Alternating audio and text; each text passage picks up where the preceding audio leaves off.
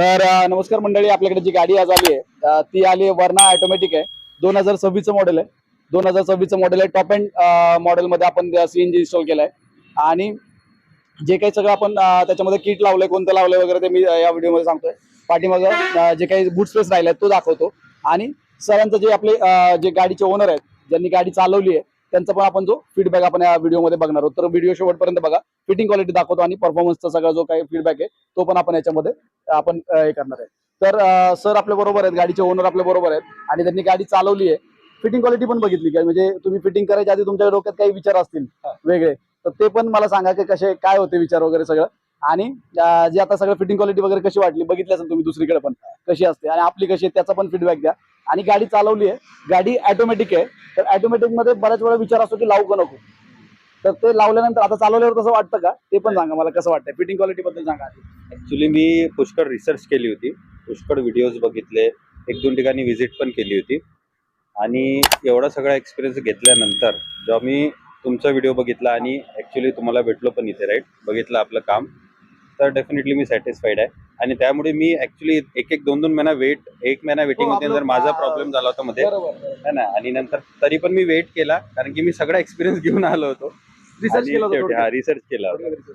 तर जसं एक्सपेक्टेड होतं तसं तर झालंय. चालवताना पण गाडीत नॉर्मली जे असतं, बरोबर, की नॉर्मली कुठली पण गाडी पेट्रोल टू सीएनजी आपण करतो, थोडा फरक बस तेवढाच आहे. म्हणजे असं काहीच वाटत नाही मला. त्याच्यात ऑटोमॅटिक आहे. तर असं काही वाटत नाही आहे की गाडीत काही प्रॉब्लेम आहे, ट्रॅफिक मध्ये चालवली, चढावात चालवली, सगळ्या प्रत्येक ठिकाणी विथ एसी, सिलिंगचा काही प्रॉब्लेम नाही. मेन म्हणजे ड्राईव्ह मोड्स ते पण काम करतायत. डेफिनेटली पेट्रोलमध्ये जेवढा डिफरन्स आहे तेवढा नाही, बट आहे डिफरन्स. आपण इको स्पोर्ट आणि जर चेंज केला तर फरक जाणवतो. म्हणजे वर्किंग आहे, मोड्स वर्क करतायत. ऑटोमॅटिक मध्ये मोड्स येतात, बरोबर. नॉर्मल, स्पोर्ट्स आणि इको, नॉर्मल आणि स्पोर्ट्स, हे तिन्ही पण मोड्स व्यवस्थित काम करतात. आणि फिटिंग क्वालिटी बद्दल कसं वाटतं, काय सांगाल तुम्ही? काहीच म्हणजे असा प्रॉब्लेम नाही. बघितलं कसं वाटतं, म्हणजे एकदम बेस्ट.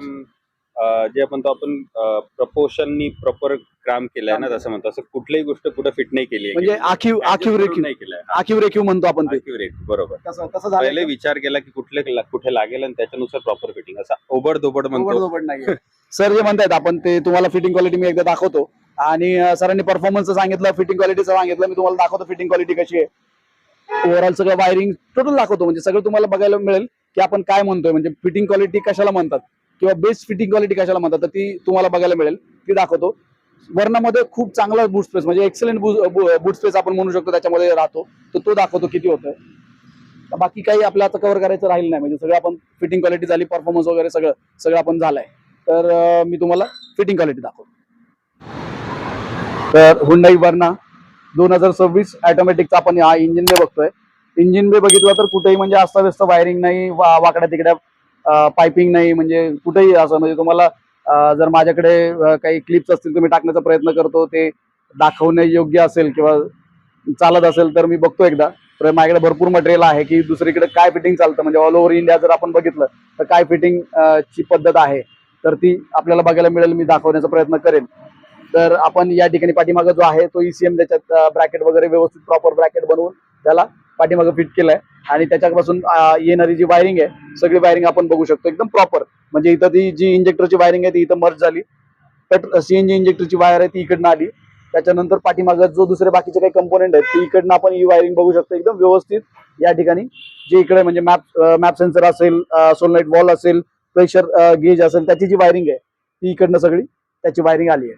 तर अशा प्रकारे हा इंजिन बे एकदम नीट अँड क्लीन. म्हणजे आपण वायरिंग बद्दल बोलू की ही जी वायर दिसते, आता समजा असं वाटेल लोकांना की ही आपली सीएनजीची वायरिंग वगैरे आहे, हे जे काही वायरिंग दिसतंय ते हे त्यांनी सरांनी जे काही एक्सेसरीज वगैरे फिट केलेत त्याचं काहीतरी वायरिंगचा पार्ट आपल्याला तो बघायला मिळतो. इकडच्या बाजूला आहे तो असा हा सगळा.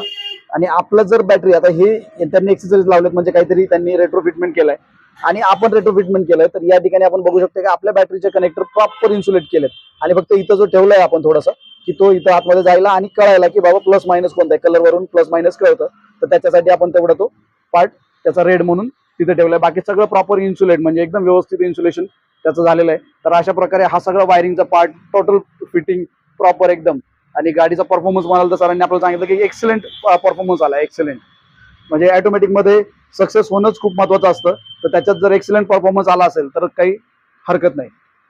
तर अशा प्रकारे हा गाडीचा इंजिन बे बूट स्पेस दाखवतो.